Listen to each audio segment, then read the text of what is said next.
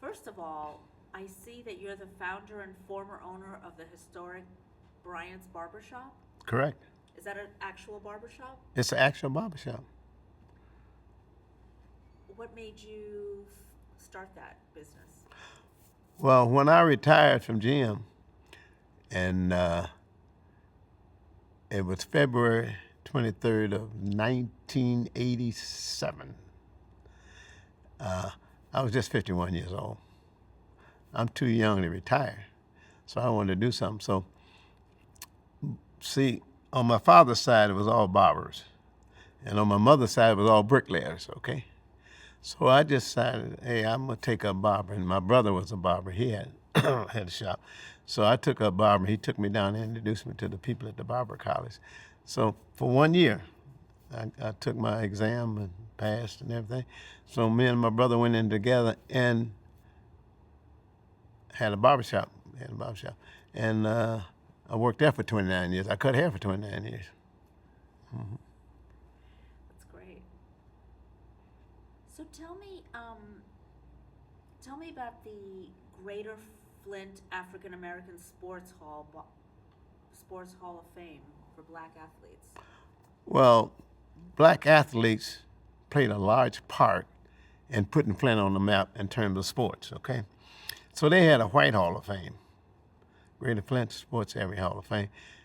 Didn't induct any blacks at all. I said, that's not right. I know better than that, okay? So I got together with a group of guys and said, we need our own Hall of Fame, you know.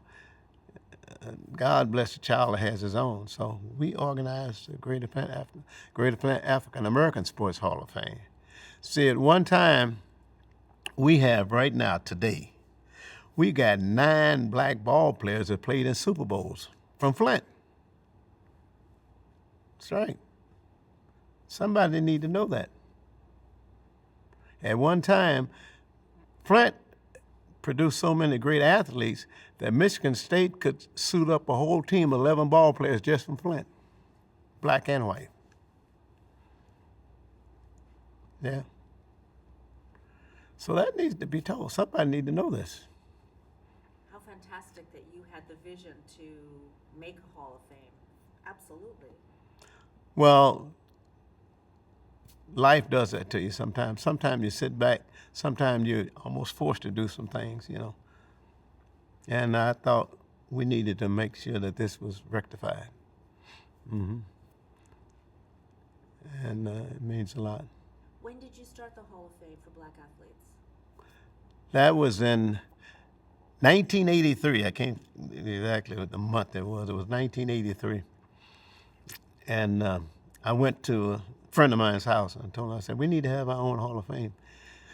Schedule a meeting up on Cloud Road at the Safety Zone restaurant. So I went up there for the meeting, found out the Safety Zone was closed. I said, oh my goodness, I got to tell these guys this place is closed. So I went back to the guy that I talked to first about it.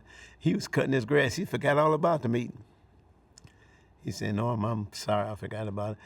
I said, well, look, the place is closed anyway. He said, I'll tell you what you do.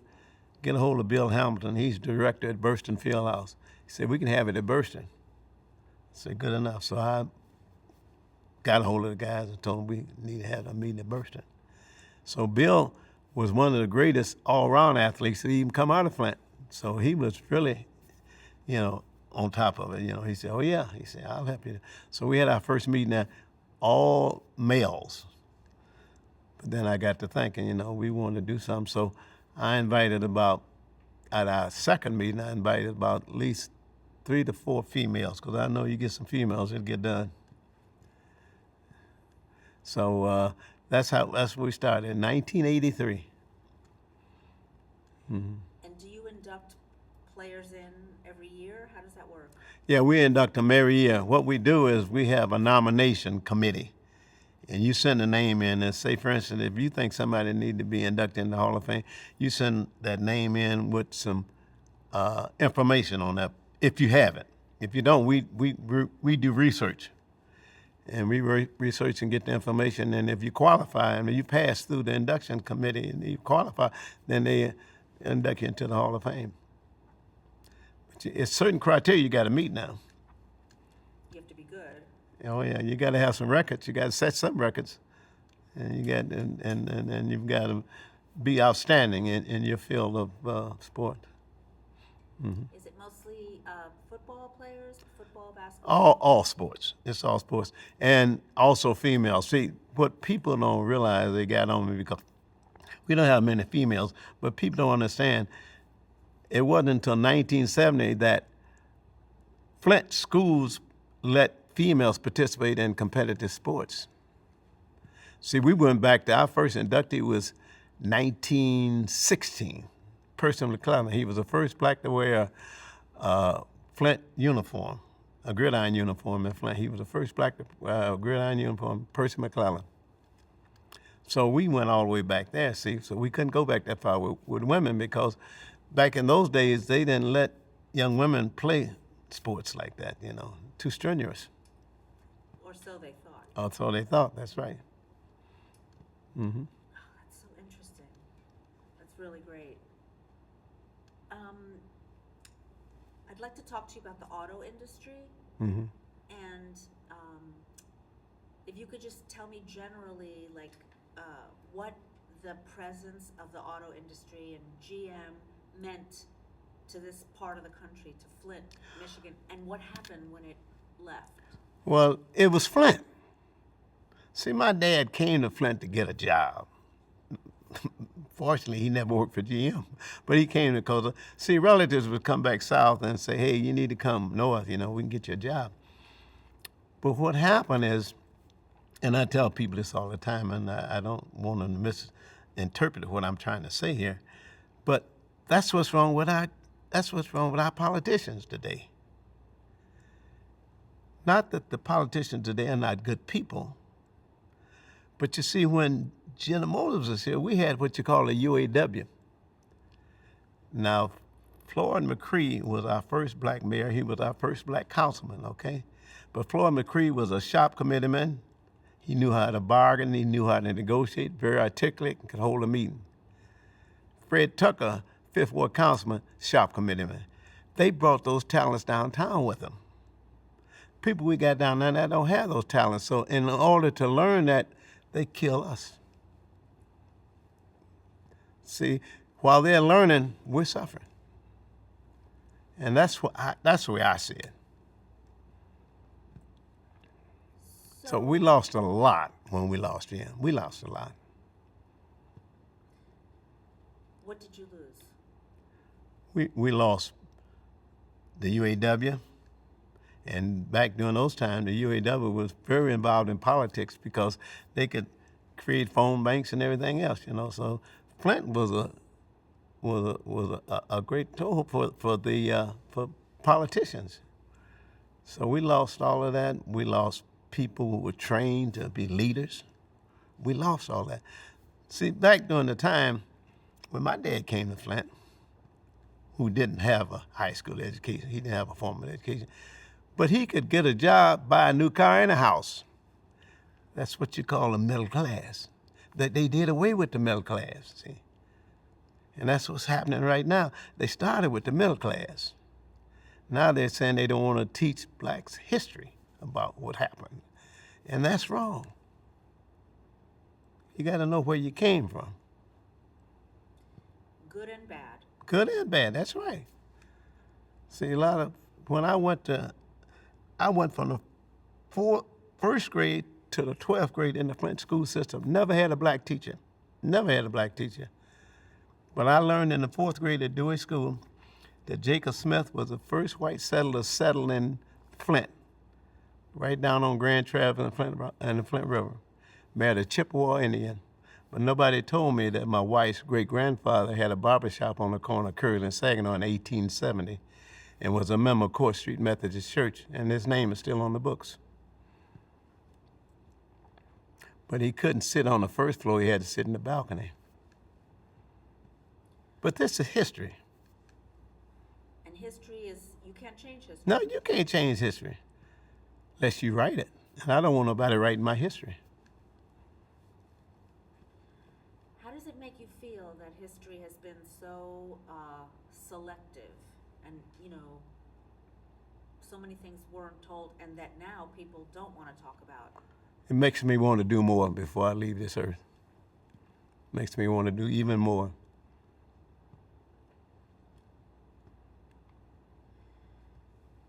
My voice is not going to be in this, just yours. Mm-hmm. So when you say it makes me want to do more,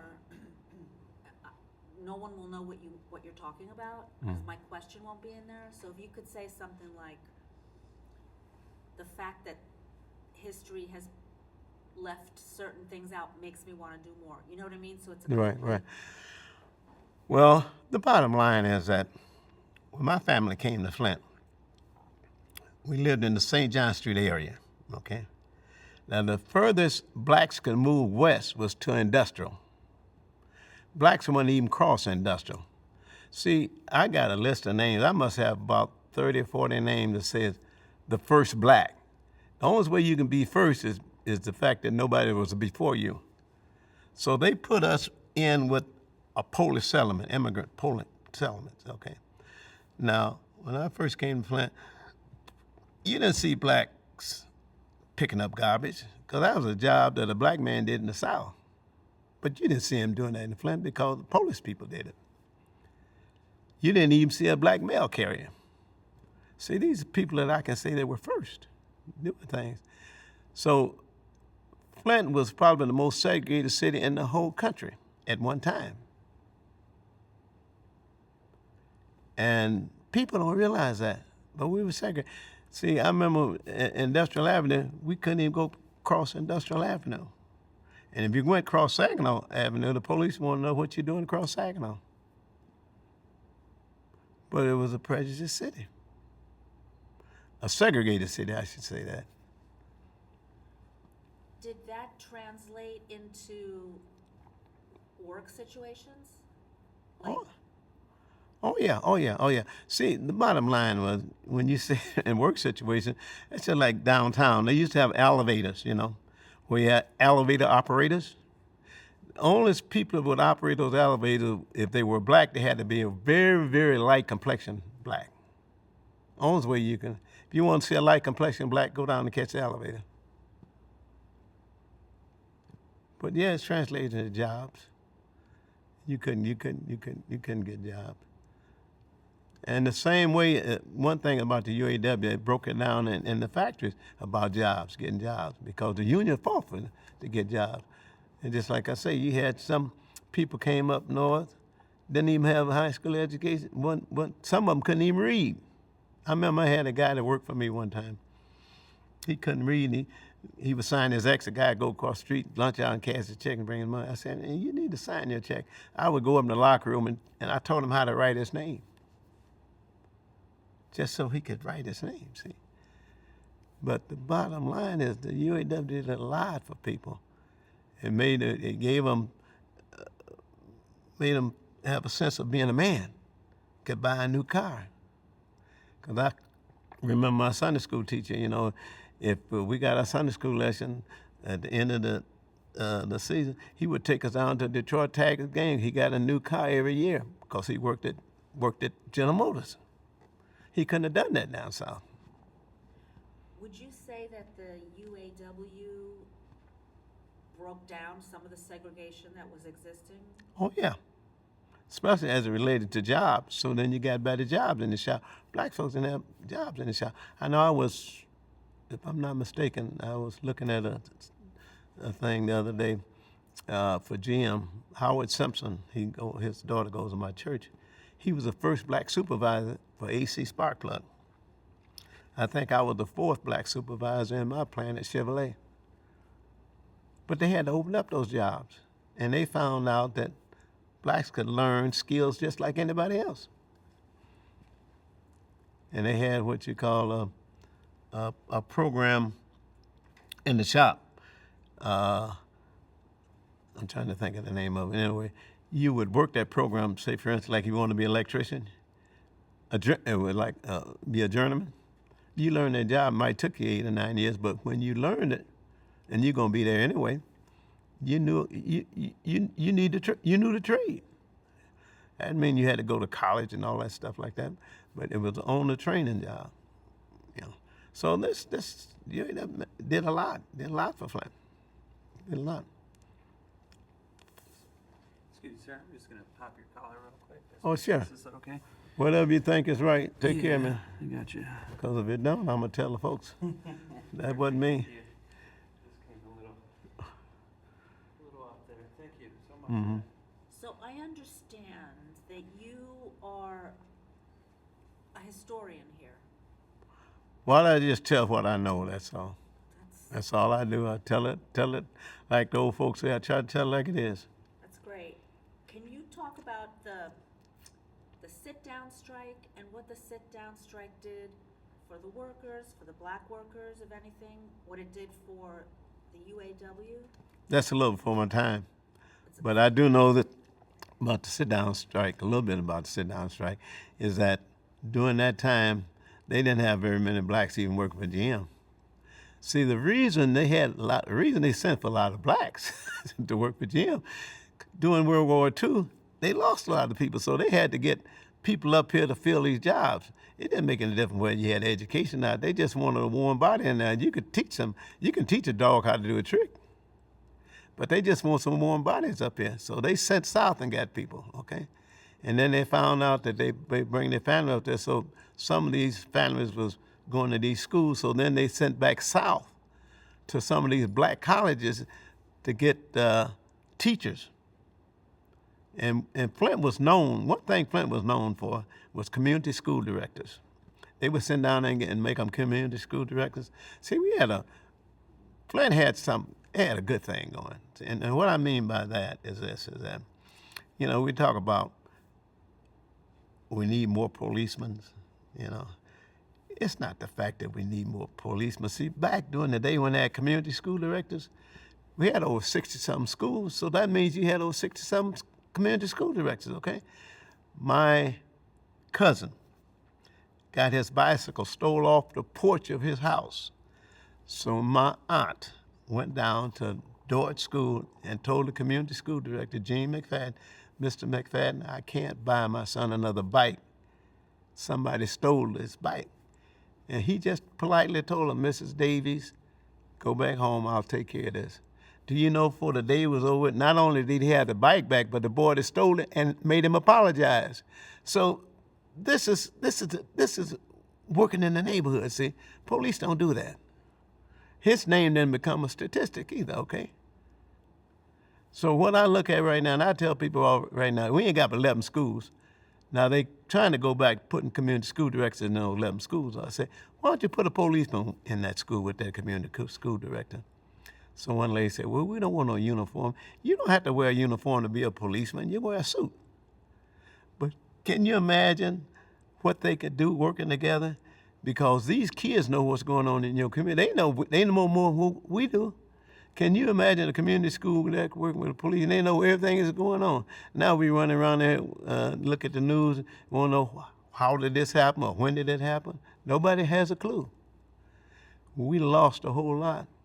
Sometimes you have to go back from where you came from, not try to invent something new. In general, what has happened in Flint in the last 30 years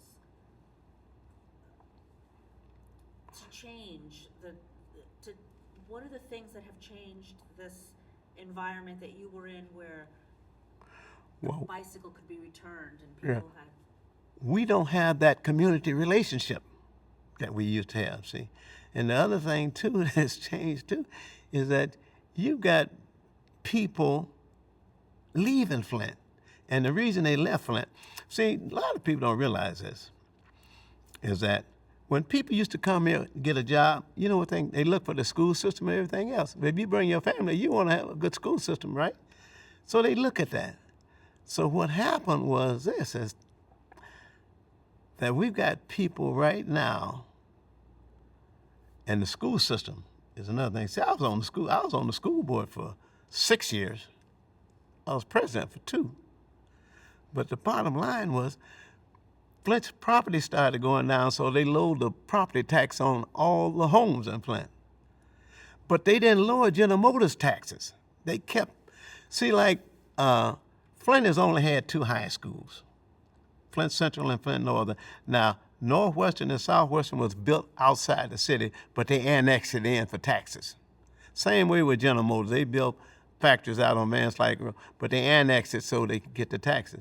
So when General Motors found out, they found out that Flint overtaxing, we had to give all that money at school board and all. They killed the school board. They had to give that money back.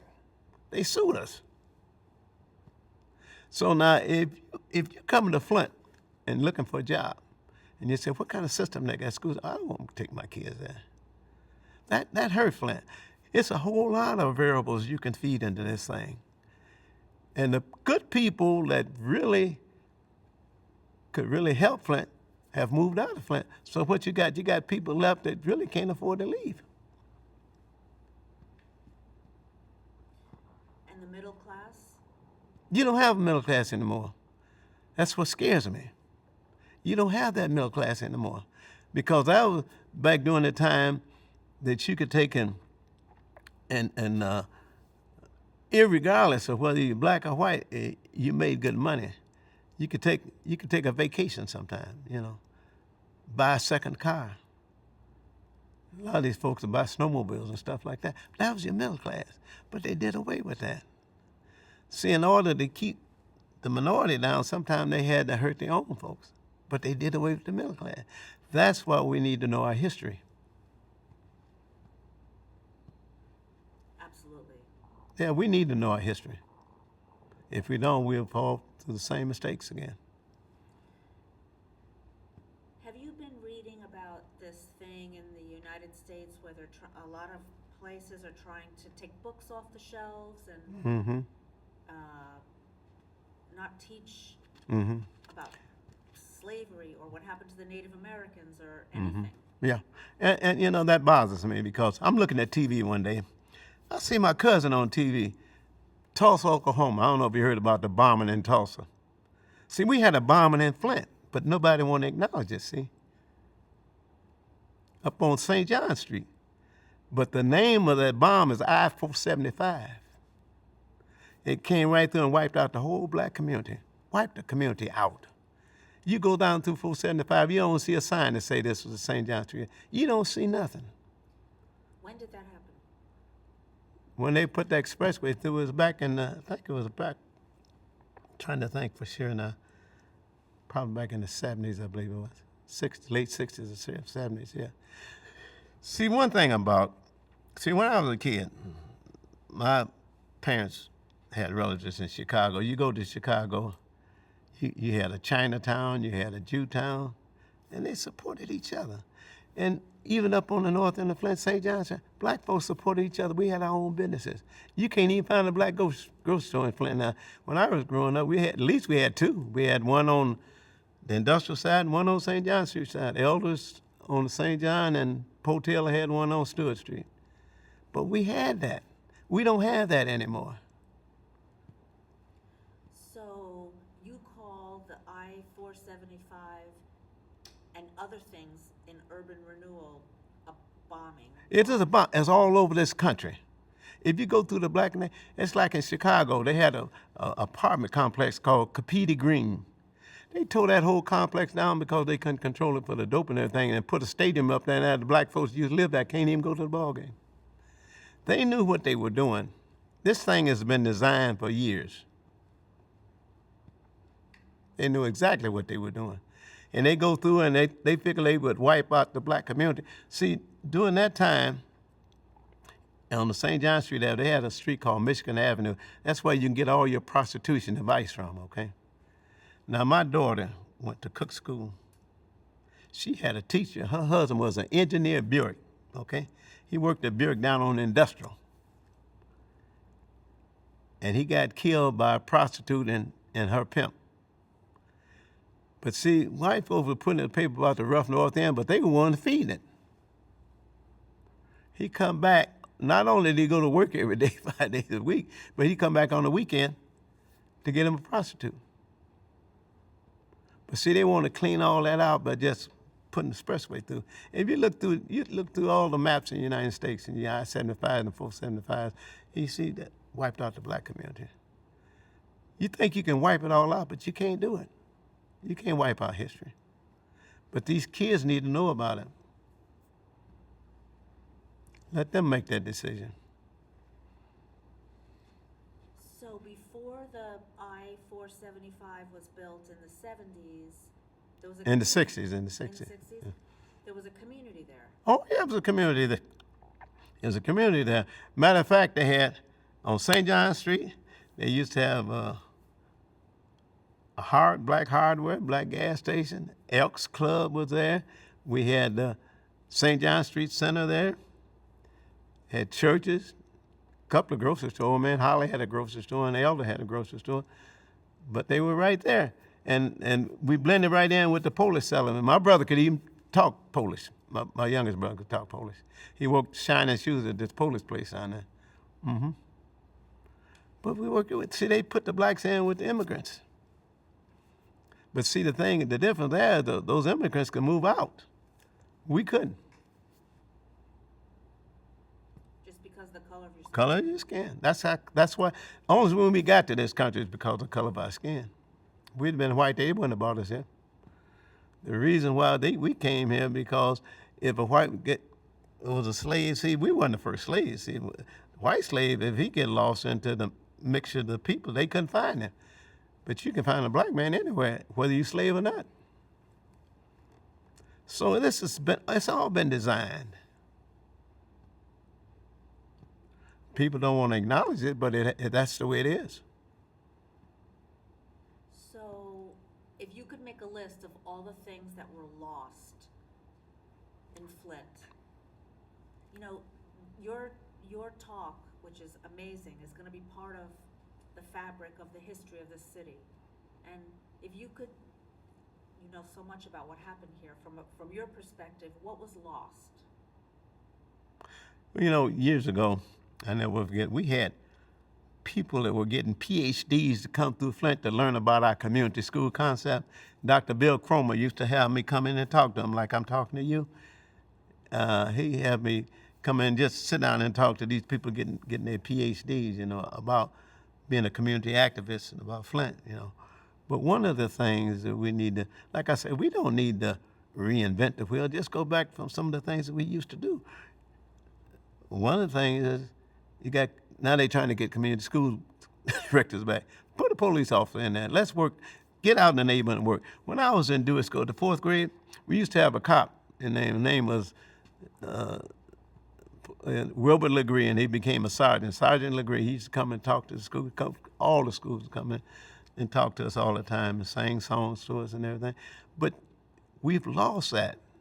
See, these kids are busy hitting that cell phone now. They ain't worried about it. See, the bottom line is that we've lost that community concept.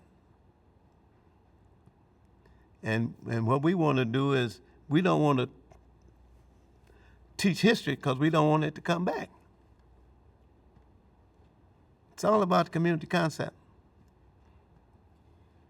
Who doesn't want it to come back? People in control, people with money.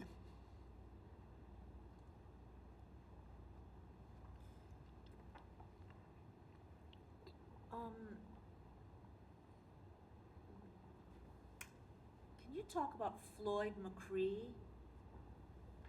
Great man. Floyd was a shop committeeman. I knew Floyd well when he ran. He was the first black city councilman we had. Now, mind you, we got 9 city councilmen in Flint, okay? Floyd, I helped him on his campaign. And we got him in. And I could never understand why Carl Dellin was this white guy. He ran every year. He won every year. Why is he putting all this money into his campaign? You know, to win this office. But that's where all the vice, the prostitution and stuff was. That's where he got all that money on the table.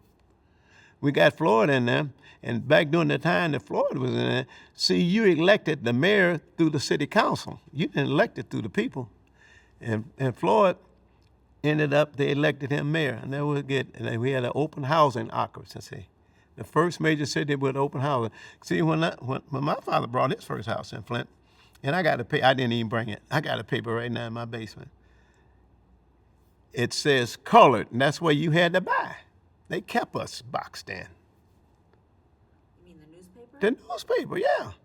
And what the newspaper would do is the real estate people would go in, see when they put I-475 over there in St. John Street area, they were buying those homes out, people were getting a little cash money.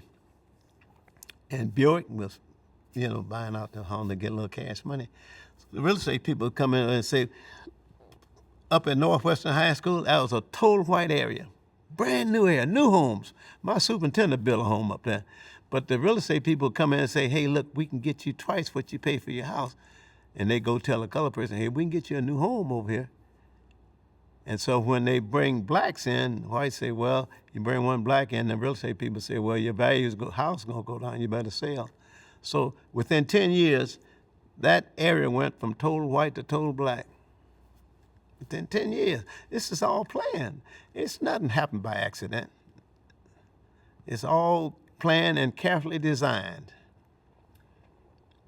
Going back to Floyd for a second, if you could say, you started by saying Floyd was a great man. Can you say Floyd McCree, just so it's clear when your interview is edited together who exactly you're talking about? Yeah. Well, see, Floyd, one thing that made Floyd so good is because he believed in what he was doing. And when they had the open occupancy law, he was president of the city of Flint at that time. And they voted it down. See, Floyd did, now don't get me wrong now, Floyd did more as one black councilman than all these other 5 or 6 we got now. See, years ago, you had to have 5 votes to make anything pass. Now we got over 5 votes, but Floyd got more done than that. Floyd resigned. He said, I'm not taking back over the mayorship until they pass that ordinance. And Woody Athley had a sleep in downtown. Some young kids took them down there. They slept down there. George Romley was our governor at that time. He came to Flint, slept down there. We got the first major city to get an open occupancy ordinance where people could buy anywhere. Floyd, he did a lot for Flint. Floyd, can you say his whole name? Floyd McCree.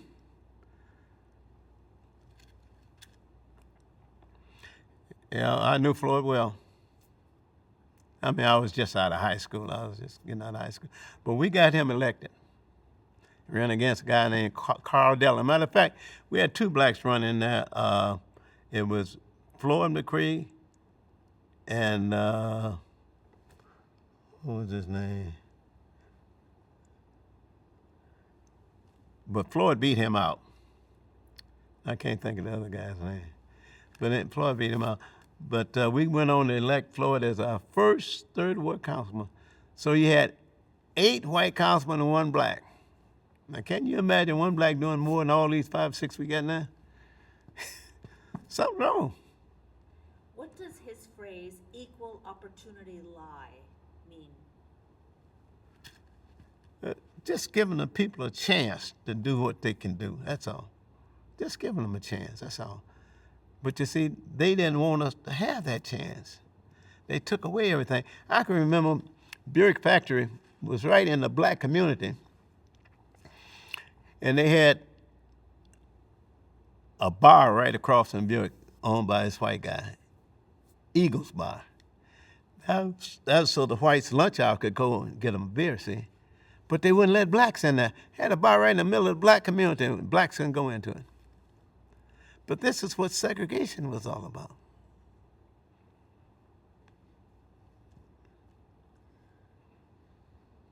Is Flint a segregated city now? In a comparison, not what it used to be, no, because we got laws and rules to protect us. You can say, I won't say it because you're a minority, you're discriminating.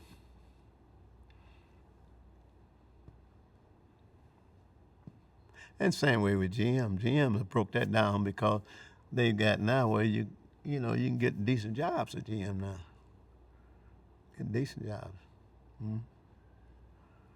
If GM had not left Flint, what do you think the situation would be? Well, it's good to say, you say if it hadn't left, but see, the way I see it like this, we kind of forced GM out. we kind of forced them out. See, at one time, they got a plant downtown called Fisher Body. They used to make all the bodies, okay? And they would ship them across town over to Buick. So Buicks were always made in Flint. This is the birthplace of Buick. They would ship them across town. So they got the idea, management got the idea, say, why don't we put the frame over at Buick so we don't have to save that money for transporting them back across the city? So the union got to the point where they say, no, we want our people to do it. So they say, no, what we'll do, we'll bring outside contractors in and your people can work with them. No, we want our people to do them. And what they did is they had a strike on that. Bill got up and left. See, it's a lot of things we did to force GM out of here. On purpose or by mistake?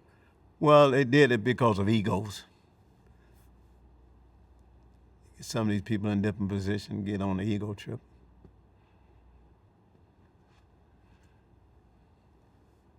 So, how were black workers trained to become civic leaders and community activists? Well, when you're a UAW member, you had classes on how to bargain, how to negotiate. I used to be a committeeman myself, you know. And you know how to bargain. And see, what you have to realize is this, is that some of these people didn't have formal educations. But you can learn. And some people have just automatically skills in dealing with people and talking with people. And they were able to bring that out. And the fact that they taught them how to bargain, taught them how to hold a meeting. You could get different classes, you know, on how to conduct a meeting. All of this, GM sponsored all of this. They had classes. So, if you could say that the UAW really was like almost a university for becoming an activist or learning how to negotiate or all these skills, right? Right, that's right. Could you say that in your words so that it's on, because it's so important for people to understand that? Well, actually, what the UAW did was they were there for their workers, to make sure their workers got the best jobs, made sure the best bargainers, because that made it look good for GM. And I'm mighty afraid that when GM left here, now they went south. You know, they didn't have unions down there. See, when I was in the UAW, it was a right to work. In other words, if you got hired by GM, you automatically was in the union. Now it's an open shop. You got people, the union got to represent them, and they don't even have to pay union dues. Mm-hmm. But see, I'm thinking down the road, over a period of years, that's going to probably reverse. They're going to probably find, and I just saw on the news today where Starbucks are unionized, you know. So it's going to come back and haunt them. They might run the same thing down there they had up here. Over a period of years, okay. But the unions were really good for people. Oh, it made it. See, another thing the union did too. See, when Buick factory was built, see, you know about this water crisis that we have now, that we had now. See, we had a crisis back then. See, when Buick, they put it right in the black community. See, and they had what you call smokestacks, and they had a place called 70. That's where they made all the iron and stuff and all this sand and stuff to get in the air. You breathe all that. As long as in the black neighborhood, they didn't worry about that. We had to breathe all that stuff. You could buy a car and sit it on and you didn't have a garage, and the sand and stuff would get all in your finish. But they didn't care because it was in the minority neighborhood, you know. But the thing of it, I'm saying that the union, they fought against stuff like this. They were there for the worker. They were there for the worker. And what people did is that you find some people found a better way of living. You'd be surprised you can do it if you make a little bit more money. See, as long as you're in the South where you making minimum wage and you're not making enough money at all, you can't get ahead. What does it do for a young realize that they have the power to make money? You know one thing, it tells that person they don't have to depend on somebody.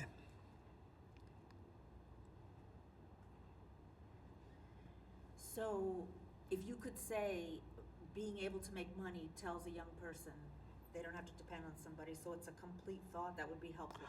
Well, see, what really helped GM was this, is that now when you had a going to skill trade, see, they need to have more skilled trades class for these young kids coming out. Everybody can't be a doctor, a lawyer, you know, everybody want to be, you know, have a title, but they need more skilled trades. Now, like, I know it's a guy that worked at my shop. He was a journeyman electrician at my plant. He had to stay on there for about 8 years to get his journeyman's card. But finally got his journeyman's card.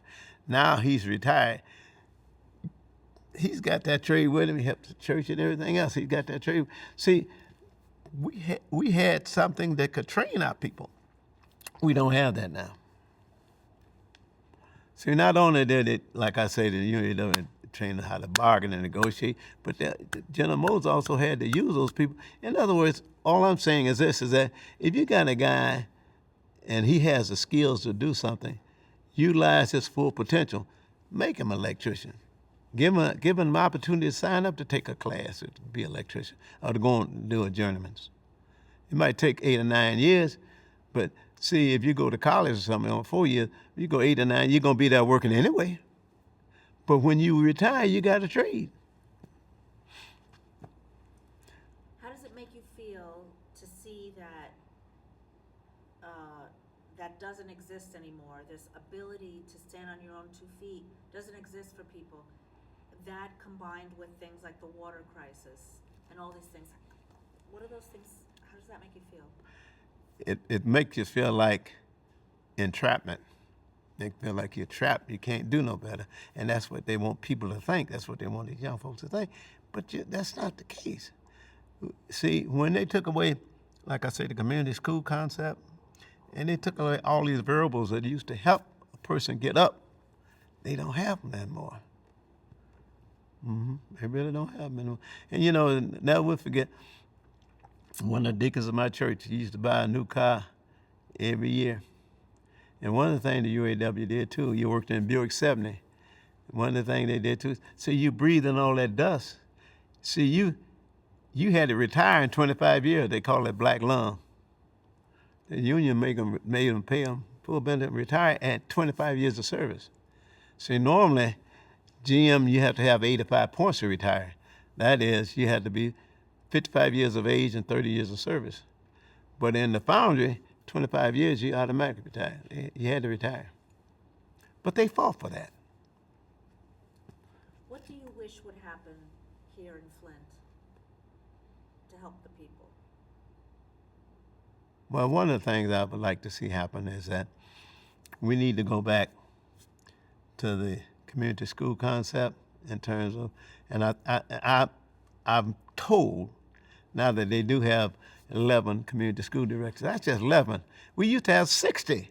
So what's wrong with putting a policeman in there with him to work with that community school director so they'll know all those kids know things? In other words, that's just like coaching a team. When you coach a team, you know what this player's going to do, and you know what that player's going to do. You know when you get in a tight spot, you know who to call on to take that ball. I can remember when we played, you know, coach sent a play in, and the quarterback said, hey, the lineman would say, hey, look, I got my man. Let's try my side. See, we got to go back to some stuff like that. We got to go back to working with this community. And the other thing too, and I look at this deal about this water thing, that's the biggest farce you ever want to see. It's all about money. They made sure that the people representing them got their money before the people that was responsible for getting the water get their money. It's all about the money. That's a terrible thing, that water crisis. Yeah. And I tell you what, if it had been combined to just one, the Murray community, it wouldn't have been fixed now. But you see, that went all over Flint. Miller Road area went all over. One thing about water, it has no boundaries. But that was bad. But the bottom line is that I'm just thinking that some of the things we need to go back to what we used to do and to get involved. Because we don't have the relationship with young folks that we used to, because if they want to go, so all they got to do is get on their cell phone. If they know what they want to know. You can be, a kid can be in back of the classroom on that and mad at the teacher and text the parents and tell them, hey, did this to me, come get me. We live in a whole different world now. That's one of the reasons why when this Hall of Fame here, I'm trying to get the Sloan Museum to get a kiosk in here. So therefore, instead of putting a plaque up, you put the information in the kiosk. It's a touch screen. See, these kids, they can handle these touch screens. In other words, if you put a kiosk in there, if Joe Blow is an outstanding athlete, his picture come up and everything he ever done in sports will come right next to it, see? And this is what, Sloan's needs something like that. You can't put everything up. But we got to meet these kids what they're learning. Meet them at their path. This kiosk, I think, will make a big difference. Now, the library has got a kiosk for us. They're doing a good job. I'm trying to get the library to work with Sloan's on this, if I can get somebody's attention on this. They need to work together. See, that's the problem. We working over here, we working over there. We need to come together. And once we come together, we can solve a problem. Well, they're going to hear your voice talking about this. That's good. Mm-hmm. The city is very lucky to have somebody like you. Well, the only thing I'm doing is this. I'm just trying to relate some of the things that I came through. And, you know, if it helps somebody, all right. And I like that old song, if I can help somebody, you know, maybe they'd be further ahead. And I used to do that in my barbershop. See, I used to have a guy come in my barbershop. See, I had a lot of customers. And I knew my customers pretty well. They called him Papa Charlie. Papa Charlie, his famous saying was this. He said, talk is cheap, but it takes money to buy good whiskey. And this is what it is, all about the money now. They don't care nothing about that. I hear people talking in D.C., everybody's talking. Everybody's talking. I spoke to a woman named Jerry yesterday who heads something called the North Flint Community Foundation, I think. Mm-hmm. And she's trying really hard to fix a lot of the problems in North Flint. Mm-hmm.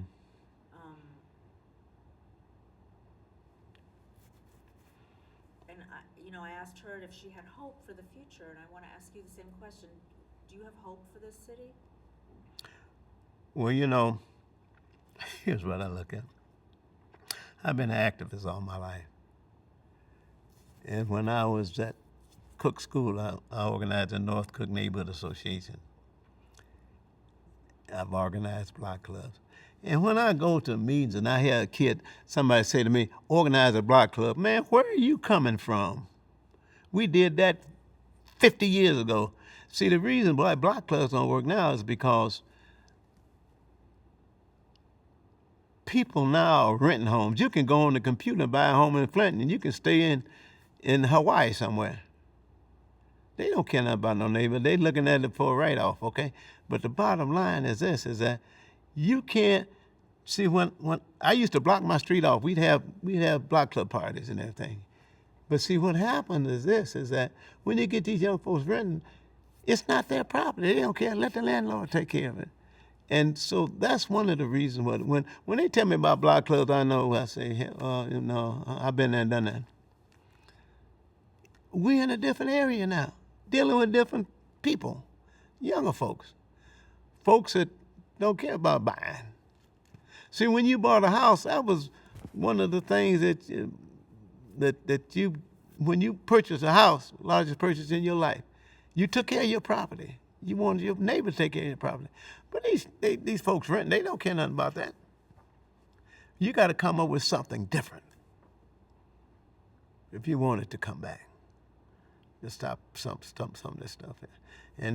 But my thing has always been this, is that when years ago when we had the school board. See, you got to get these people back to the table. And when I mean back to the table, GM, Mott Foundation, now the school boards, they fighting with Mott, talking about, Mott, don't want the superintendent to deal with Mott. You got to get them back to the table. Only thing I just tell them is this, is that I'm tired of getting crumbs from the table. All I wanted is a seat at the table with a full course meal. That's all I want. Let me make some decisions. I don't know what's good for me. But when you start talking about block clubs and stuff like that, you got to come with something different. Got to come with something different. Do you think that if a big institution or a big corporation or some big employer came back to this area, that would help? Oh, I think it would help. Because I think before they're going to make any change in Flint, you got to put people to work. See, before when you had people working, people doing good, you didn't have a lot of problems that you have now. Murder rates and all that stuff, you didn't have all that stuff. And then people knew, we had leaders in the community that people knew and trusted. And if you had a big employee come through here, and then again too, what they really need, not just an employee, what they need to have somebody come in there and teach skilled trades. Not just, now you can go to college and be a doctor, college to be a lawyer and all that stuff. Have a group come in here and have a big factory where all you did is teach these kids how to do jobs like electrician works and stuff like that. Yeah, we need something like that. Take these kids off the street. Give them a trade. How many trade schools we got in Flint? I can't think of any. Teach them a trade. Teach them something that they can carry along with them even after they retire. That's one of the things I hate about letting them talk me into going on the salary. The young man goes to my church now. He's a journeyman electrician, good electrician. I said what I should have did is took a skilled trades course. I should went on skilled trades instead of letting them talk me into. No, we need you on supervision, And I went on. See, at that time, I'm in General Motors for the money for my family, and I was going on skilled trades. I made more money, but I could have made. We need to be more specific. Not just bring us something in and give people jobs. We need to bring them in and give them specific jobs so they can learn a trade, so they can help the community. Not just bring somebody in, just building a car. See, once you work for Jim, you put a nut and a bolt in the car, and then you go home. That's it. What have you learned? Maybe how to put a boat on, but learn something like how to wire a house. Learn something about how to work on a car or something. Do something. Bring a company in here that's going to teach these kids how they can be self-sufficient. Something they take with them.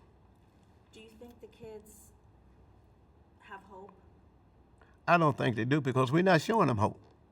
What are we showing them? See, we living in a day and age right now where you got to show these kids something. But if you go in there with an iPhone and show them all this stuff, they can do that. So they mentally they can do it. But we're not showing them hope. And this is something we got to do. But bottom line is we're not all on the same page. We're not on the same page. We can't come together on giving kids shots and wearing masks. We're not on the same page.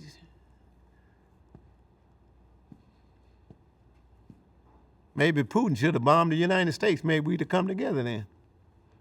See, the bottom line is until we get on the same page, we're still lost. How do you get people on the same page? Working together in terms of finding out what their needs and their wants are. And like I say, my main thing would be this: bring a company in here that can guarantee teach our kids some of these skill trade jobs that will be with them all in their life.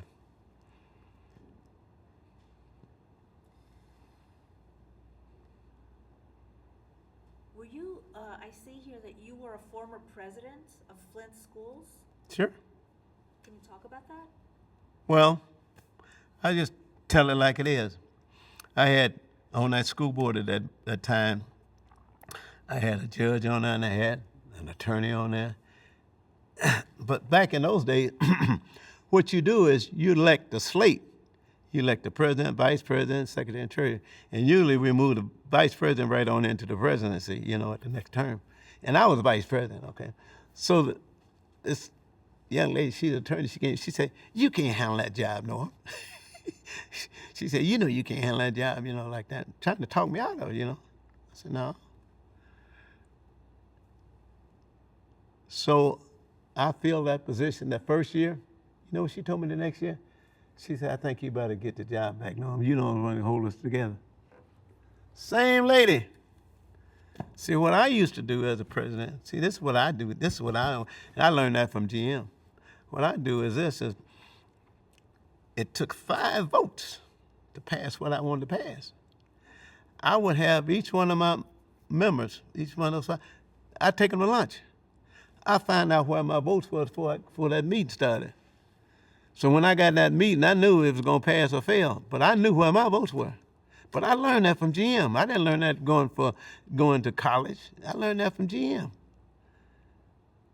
And usually, the only thing I did, the only time that really killed me is I took all my members, had lunch, and I had my 5 votes. But I had a couple of guys on the board over there. One of them was the attorney, and one of them was, I forget who it was. But anyway, it got to my 5th vote and got them switched. So when it come time to vote, I lost by 1 vote. I said, next I'm going to have to get 6 or 7 votes. But I had a lot of fun. It was a lot. I'm just a people person. I'm a people person. Love it. I don't mind telling people what I think. And the only thing I'm saying is this, is that I remember looking on TV about that Tulsa bombing. One kid grew up in Tulsa, and didn't even know about the bombing. See, my cousin had a barbershop on Pine Place right there in Tulsa, Oklahoma. Matter of fact, that barbershop is a radio station right now when they interviewed on TV. So, but bottom line is this, is that we just have to be on the same page. That's all it is. We can't talk about, the thing I'm saying about it used to be, because I remember when my kids were growing up, you had to have so many shots before you got the shit. You had to have vaccine. You had to have all that stuff before you go to school. Now these folks hollering about, if it means my life, and you ain't got to worry about me. Because if I want to be here. But the bottom line is that we got to get on the same page. And what does it take? What does it take to get on the same page? That's all I'm saying. And what I'm doing right now is at my church, I'm working on trying to get a museum. See, every black church in Flint that's been in church at least 80 or 90 years need a museum, because back in those days, you worship in the church, but you had to have all your meetings in the church, civic meetings, wasn't nowhere else they let you meet. So the church was a large part in the black community in Flint, the church. Is it still? Yeah. Mm-hmm. Church plays a large part. But the church we need to let these young folks know about the history, how we got here. And that's like the old song says, sometimes you have to look back and wonder how you got over, but you got here. I hope you stay active. You seem like you do a lot of stuff. Well, not only that, I'm study reading too, see, not only reading, but it's stuff that I went through.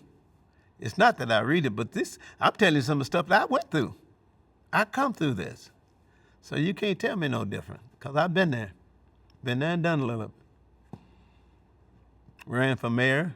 See, my brother ran for mayor in Ann Arbor, and I ran for mayor of Flint, but we both didn't make it. See, my brother, the first black at University of Michigan, Ann Arbor, in the Department of Natural Resources, the first black up in that department. Yeah. But bottom line is that, see, back during those days, my mother was the backbone of our family. She was the backbone of our family. My brother, oldest brother, was the first one to graduate from college. And she took a job she went to the bank to borrow some money so she could send him to school. And the bank told her, Miss Brown, how you gonna pay me back? She said, I'll get a job at Hurley. She got a job at Hurley in the line and worked herself up to a nurse's age. And my brother, his first year, he's about to flunk out. They sent a letter and they sent him home. I never heard my mother speak that loud in my life. She took him in the bedroom and she said, you get your tail up. I'm up here working hard at the line. She said, you better get back up there. And he went back up and got his PhD. See, we don't have what we used to have. And that's, I guess, people ask me, why do you get into history? Because of my mother. She went to an all-black college, Philander Smith in Little Rock, Arkansas, and all they had was black history. She said, y'all don't have no black history up here. So that made me, I'm into this, really, because of her. That's fantastic. Yeah, because of my mother. But don't say you can't change now. Yeah, you can change. You can change. But we all got to get on the same page. And just like I say, now, what really makes me mad, here's what really makes me. I'm looking at TV the other day, and everybody's standing up, bipartisan, everybody's standing up clapping because of what happened way in another country over there. What about this country? How come you can't stand up in this country when we're trying to do something? That is sad. Maybe we need a bomb. Got to bomb another country to get nonpartisan. That's sad. I'm just saying that because that's what I say what I mean. It's so divided, this country. It is. And that's no more than what the country's always been that way. Somebody just found a way to make it worse. The country's always been that way. It's always been that way. That's the reason why they don't want you to talk about the history, talk about taking books off the shelves. Who ever heard of that? My thing is this, and I tell people all the time, what we need to do is, now Flint was different because of community school. What we need to do is we need to teach that black history and make it elective. You don't have to take it if you don't want to. When I was in school, we had an elective. If you had enough hours, you could take that elective. If a person graduated with taking those, give them a full scholarship to a all-black college. You got. Sometimes you have to decorate stuff, get it out there where people will make it attractive. That's all you got to do. It's all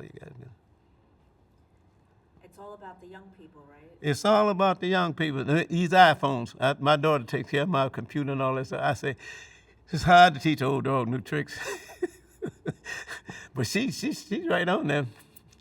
Yeah, I call her sitting out there, and she got hold of. Did she get hold of it? Yeah. I said, well, you call and let them know I'm sitting outside. Yes, but no, I wouldn't miss this for nothing in the world. That's what I'm like Kevin Howard. This is what I do. Your voice is very important in this project because your perspective is so, well, you've done so much here and you've seen so much. But see, all I do, like I tell you, all I do is I just try to relate what I've been through and what I've read. And I'm trying to make it better for, not only for my kids, for everybody's kids. See, the thing that really drives me, see, I played ball. I went to Arizona State for a year. I played ball, but my coach at Northern, see, Guy V. Houston, well, a lot of folks want to know why he was such a great coach. But you see, he knew his players. He had blacks, he had Polish, Hungarians, Romanians, all on one team. He knew he could go up there and kick somebody in the butt, and he could get away with it. And then he knew something he could step out by the head. But some people he couldn't do that to. But he knew that to get the most out of, I'm saying. We got to learn what we can do to get the most out of what we get this thing on one page. That's all we got to do. That's all we got to do. Yeah, Garvey knew who he could do, because he know if he hit this guy beside the head, he wasn't getting nothing out of him. But he knew his players. We don't know who we are. That's our problem. We don't know who we are. We don't know who we. And if we look through if we go back through and look through our generation, we don't know who we are.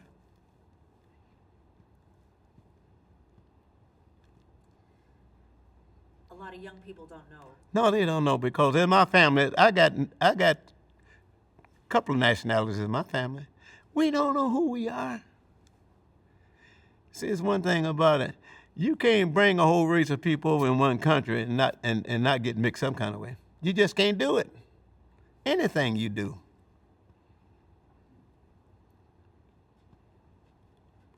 But until we learn to work off of one page, that's it. But I just like I said, and don't tell me it can be done. It can be done. But the thing that scares me the most is that what does it take to get that done? I don't want somebody to have to die to get killed to get that done. We're educated. We ought to know how to get that done. So that's. Well, a good first step is to teach the history, which There you go. Don't be afraid of what's in your past. Don't be scared of what's in your past. But see, then you have so many racial disparities too, where people don't want you to know, or make it look bad, a lot of the people that want to take books off the shelves, they don't want the white kids to feel ashamed. Well, the thing about it is this. See, here's the thing about it. The thing about it is this, is that when I play ball, matter of fact, guy's writing a book now in Arizona. He called me to get some information back when I played ball, I was the only black on the freshman team. I never forget, we went to show, and Roger and Tom Ford. Tom was a lineman, Roger was a back, and I was a back. He said, come on, Norm, let's go to the show. I said, I can't go to the show down there. And the thing is, blacks couldn't go to the show down there. He said, well, we'll turn it out. You'd be surprised. You got more in common than you got differences. We went to the show, I had my school jacket on. Didn't nobody say nothing, but I couldn't have went by myself. But they told me, we'll turn this thing out, Norm. And they meant that. We play together on the field. That's what people are scared of. That's what people are scared of. No, it's not all about, like you said, that they don't want to teach their kids that. How can you learn? That's one of the reasons why, I'm not a real avid reader, but if it's something on there that I want to read, I'll read it. And that's why I was saying about a lot of these spiritual songs that they used to sing. A lot of times slaves would break away at night, and they would be looking for them, and they'd be going up and down the water looking for them. If the master had some people in the water, they would sing that song, "Wade in the Water." They know, don't go through that water. See, these are things that people need to know. Ain't nothing wrong with history. Don't deprive me of it, that's all.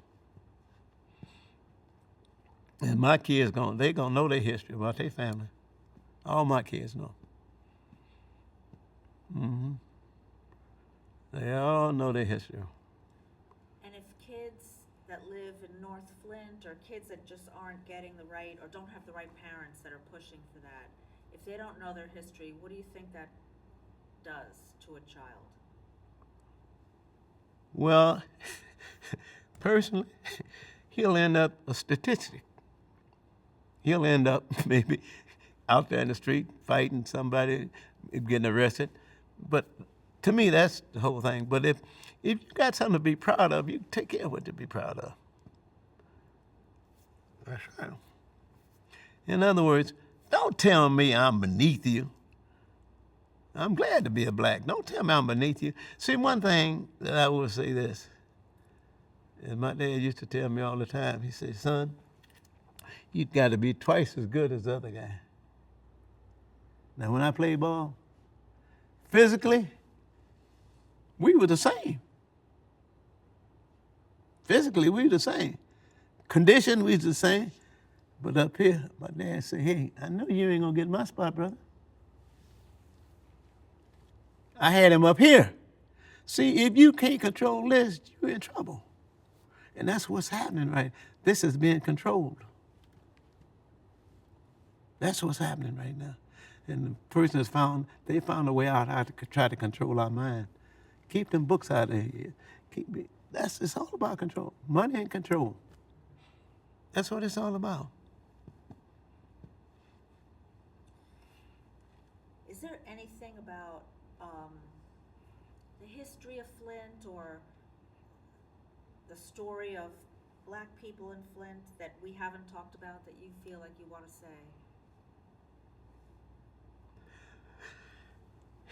The only thing, and I tell my kids this all the time, I know more about my wife's family than she does. She said, ask your daddy.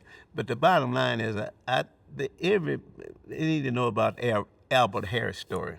Came here from Flint, McCree, who used to be the mayor of Flint, stayed with white folks, had a barbershop on the corner of Kersley in North Saginaw in 1870, member of the Court Street Methodist Church.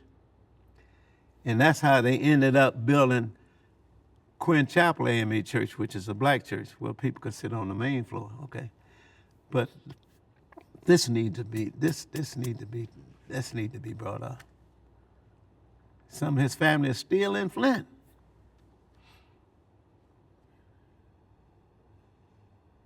It needs to be brought up so people can have a sense of pride? Right. What else can you have? He helped put, they have the creamery down. He helped put some of them bricks down there. Pride. What can I say?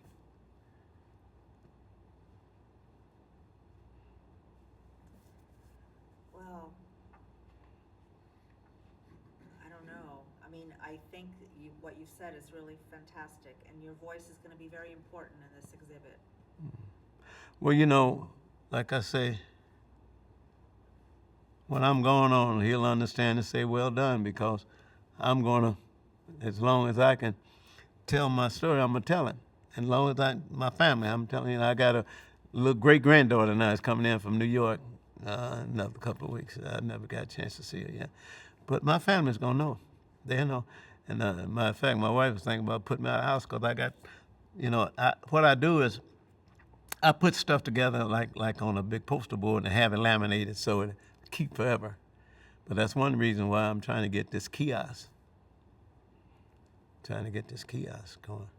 And I'm going to try and see if I can find somebody who will meet with the library so we can get a kiosk in Sloan's museum. We need to get that. Absolutely. Need to get that so we can dig this information up. Tell me your story. How old were you when you came here? How long have you lived in Flint? Can you talk about that? Yeah, I came to Flint when I was 6 years old from Little Rock, Arkansas. See, my grandfather was a brick mason in Little Rock. And he used to say that, we used to say my grandfather could do more with a brick than a monkey could do with a peanut, okay? My grandfather could lay some brick. And he used to be in the union, and they used to keep him in the union because of his skill laying brick. So he decided to break off and have his own business. And he worked a lot of bricklayers. He one of those, a lot of black bricklayers in Little Rock, okay? And when we came to Flint, I was in the first grade, Roosevelt Elementary School. It's right over there if you know where Dordt Highway and Stewart Avenue is. It used to be right in that area, Roosevelt School. I never will forget, I was in the first grade there. Then we moved to the south side because we had to rent. We were renting, couldn't buy no house. We were renting. And I went to Ellen Park. And from Ellen Park, my dad brought his first house over on Main Street, Main and Stewart. Brought his first house. And I started going to Dewey School from the 3rd grade to the 6th grade, and then Emerson from the 7th to the 9th, and Northern from the 10th to the 12th. And I was very interested. I think I was in student government in Northern for a while. And, but I had a good bring. See, the thing about when I grew up in Flint, I was in the black community, so I was protected by my own people. So I didn't have to run into a lot of racial stuff. But I was protected by my own people, see. Because we had our own grocery store, we had our own center, we had all that stuff, you know. And had our own skating rink. Because I can remember, used to have an amusement park in Flint called Flint Park. And but before we went to Flint Park, down on Saginaw and Louisa Street, right? St. Michael's Church right in the back of St. That used to be a skating rink down there. We could only skate on Sundays. That's how segregated it was. If they had a top-notch entertainer come to Flint, like Sam Cooke or somebody like that, blacks couldn't get the auditorium to 10 o'clock till after white folks saw him. That was a norm. To me, that was normal. Then we moved from Louisa skating to Flint Park skating, and we had to skate on Monday nights. But these are some of the things that we had to go through. We had to go through these things. But that was the norm back then. But, you know, a lot of people don't know. But then as I grew older and I found out what this was all about, then I started digging deep. That's where it was. That's why I love my people. That's why I love the people like a Floyd McCree. That's why I love people who stood up. Fred Tucker, who stood up. They did for us when we didn't have much. It's like I say, there's one black councilman doing more than all these, and we needed 6 votes. Now we got 6, can't get nothing done. Makes you wonder. But then they didn't go through what we went through either. They didn't go through what we went through. That's the key. That's the key. Knowledge is the key, right? That's the key. And the only way you can do it is just like when you become a doctor. You know, sometimes you have to go 8 or 9 years. But knowledge. You might become a doctor and you might study some stuff you never come out in real life. You never see it in real life. But you need to know. How you gonna know if you don't study? Yes, right. Money, power, and then knowledge. That's it. But right now, Father, I'm saying it's all about money and power. That's what it's all about. Yeah, I have, you know, like, I've had a good life. I was in Africa for a month. I was just fortunate to go over that. So I've been around the Brussels. I've been around a little while. Yeah. I went to Africa through my Lutheran church, okay? And I had a white minister. He'd been over there a couple of times. So when we had to go, we had to take shots, diphtheria shots and all that stuff, you know. And he sit down and talk to us. He says, now look, I'm gonna tell you guys how to act when you get over there. So I looked at him kind of funny. I said, how you gonna tell me how to act among my own people, man? And so because he'd been over there 2 times, he thought he knew, you know. But it was a very interesting trip. What country did you go to? I went to Arusha, Tanzania. And over there, I never will forget something. And I had to prove it to a lady here a few months ago at my church. I had a camcorder I took. I bought a brand new camcorder. So now I had it reduced to a CD, see. But I went over there, went to this farm, and they had 4 cows, okay? Now these 4 cows, they drank the milk, ate the meat. Now the cow manure, they dug a hole in the ground and they washed the manure into that hole. Now when that manure settled, the gas would rise off of it, and they piped it in the house, and you got your lights and you cooked on it. It's amazing what people can do. Yeah, amazing. Oh, I had an interesting trip. So, you know, if the Lord take me tomorrow, I think I've done mine.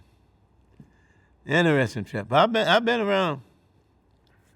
Yeah, I guess that's one reason I love my wife, because I guess she knows when I'm ready to go, I got to go. Yeah. Yeah, I had an interesting trip. Was over there for a month. That's amazing. Yeah. Yeah. Do you have anything to say say about the housing crisis, what they call the housing crisis here in Flint? Well, I really haven't been involved in that, so I'll make a comment on it. But see, the only thing about it is this: is that when you say housing crisis, let me just break it down this way to you. I do know this. The house I lived in, I lived there for 50-some years. And I went back the other day, and they talking about replacing pipes. If they keep knocking these houses down, they ain't gonna have too many pipes to replace. Cause all these houses are being done. It looked like some areas in Flint look like a third world bomb. It just looks bad. It just don't look like the same old Flint. It just don't look like the same old Flint. It's depressing. It really is. And I'll be the first to say it is very depressing. I hate to see that. Because I know what Flint was, and I know what it probably can be. But the bottom line is that, if they come back and see, when Jenna Moores was here, it wasn't enough housing. People were renting out basements and everything else, garages, just wasn't enough houses. Now too many houses. Now they tearing houses down, burning them up. And now they get to the point, if a house catch on fire, if it's vacant, they just let it burn. No need of putting money into trying to put it out if nobody saying. But it's something. But then what you look at is this: is if you were qualified to do a job in the open here in Flint, you look at the job, then you look at the city. What about the house? What about the schooling? You wouldn't want Flint. You don't have nothing to track. See, before they had a job. The job took care of all of that. Only thing I'm saying is people need to wake up and start looking at jobs that's going to come in and teach our kids a trade. Teach them a trade. Matter of fact, get a job in there where teach them computers and teach them how to use iPhone. I might go to it. But we got to do something. We ain't talking about putting bolts on the car now. It's a whole different generation. Until we do that, Flint is not going to get out of where they are now. Yeah, bring jobs in, but be specific about the jobs you bring in. Be specific about it.